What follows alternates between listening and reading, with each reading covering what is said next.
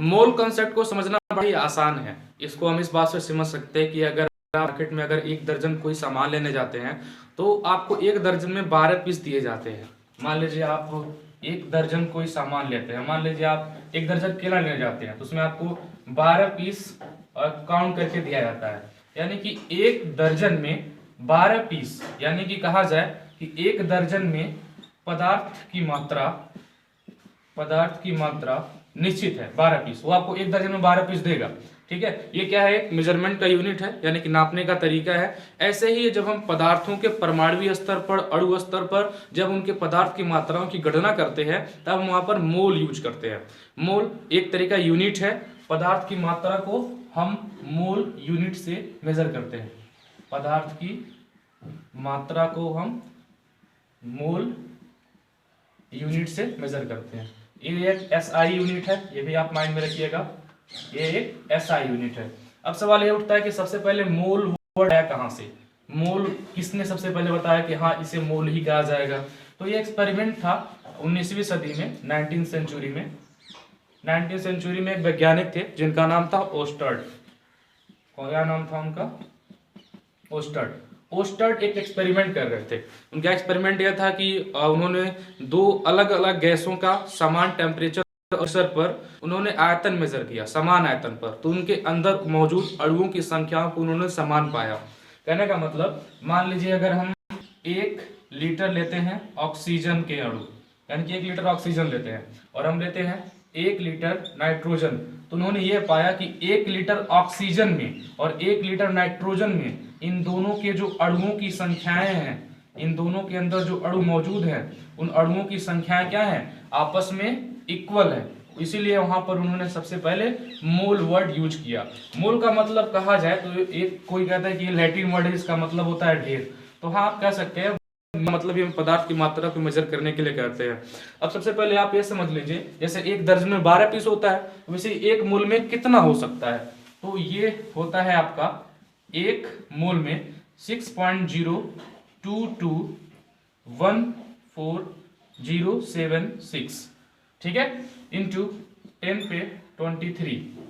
1 मोल में कितना होता है, 1.022140076 एक्यूरेट होता है। कभी कभी आपको कहीं किताबों में या फिर कोई टीचर पढ़ाते हैं तो इसको नियर अबाउट लिख दिया जाता है। कोई लिख देता है 6.0223 10 पे 23, कोई लिख देता है 6.023 इंटू 10 पे 23। तो देखिए ये सब सेम है, एक्यूरेट आपका ये है 6.022140076 इंटू 10 पे 23। ये एक्सपेरिमेंटल वैल्यू है। और जब आप सवालों को लगाते हैं तो आप सवाल की कैलकुलेशन को कम करने के लिए कभी कभी आप नियर अबाउट कितना ले लेते हैं। तो ये टॉपिक आप समझे। अब चलिए एक चीज आपको समझाते हैं। जैसे मान लीजिए कि किसी ने कह दिया कि हम चलिए 1 मोल कॉपर लेते हैं, यानी कि 1 मोल कॉपर।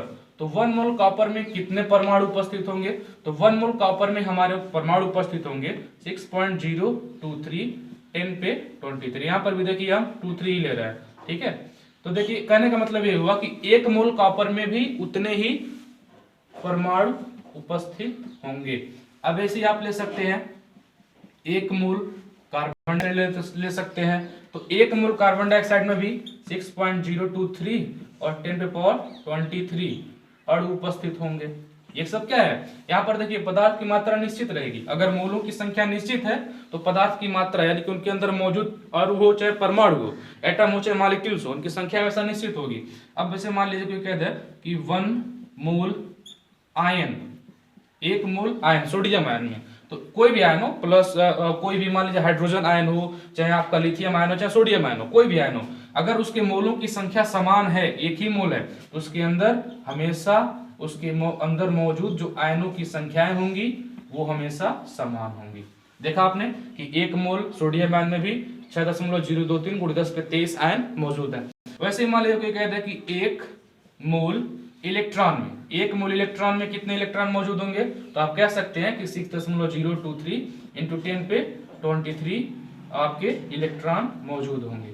तो यहाँ पर आप क्या देख रहे हैं कि अगर मोलों की संख्याएं समान है मोलों की संख्याएं अगर आपके पास समान है तो उसके अंदर मौजूद अणु हो, परमाणु हो, आयन हो, इलेक्ट्रॉन हो, प्रोटॉन हो, न्यूट्रॉन हो, उनकी मात्रा हमेशा समान रहेगी। क्योंकि ये जो यूनिट है, ये जो मोल है, ये जो मात्रक हम देख रहे हैं, ये पदार्थ की मात्रा को मेजर कर रहा है। ठीक है, ये बात नहीं कि अगर आप 1 किलो सेव लेते हैं तो उसमें 12 सेव नहीं दिया जाएगा, उसको किलो के हिसाब से नापा जाएगा। वहीं पर आप कह देंगे 1 दर्जन सेव दीजिए तो गिन के आपको 12 पीस देगा। कह देंगे 1 दर्जन केला दीजिए तो आपको गिन के 12 पीस केले देगा। कह देंगे 1 दर्जन ऑरेंज दो, संतरा दो, तो गिन के आपको 1 दर्जन संतरा देगा। तो वैसे ही सेम कॉन्सेप्ट इसमें भी है। हमें अणु, परमाणु, आयन, इलेक्ट्रॉन नहीं देखना है, हमें बस देखना है कि वो कितना मोल है। अगर 1 मोल है तो उसके अंदर 6.023 × 10 पे 23 अणु, परमाणु, आयन कुछ भी हो उपस्थित हो सकते हैं।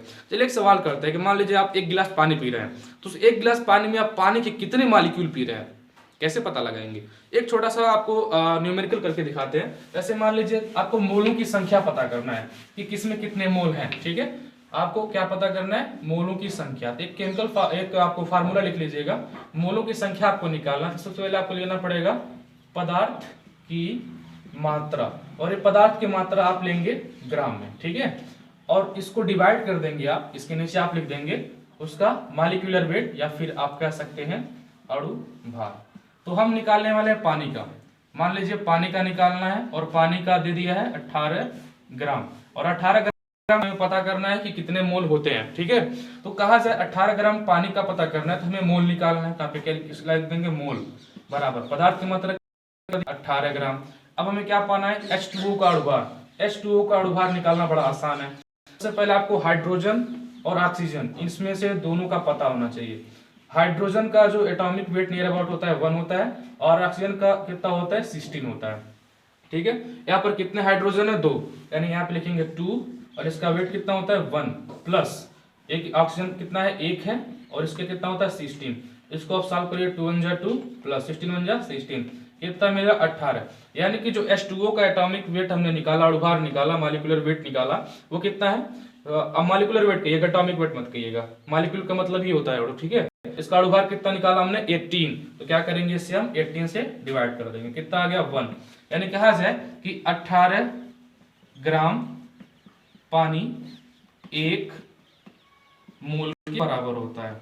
ये आप समझ जाइएगा। ठीक है, यानी कि 18 ग्राम पानी 1 मोल के बराबर होता है। और 1 मोल में कितने अणु होते हैं? यानी कह सकते हैं कि 18 ग्राम पानी में 6.023 × 10 पे 23 अणु पानी के मौजूद है।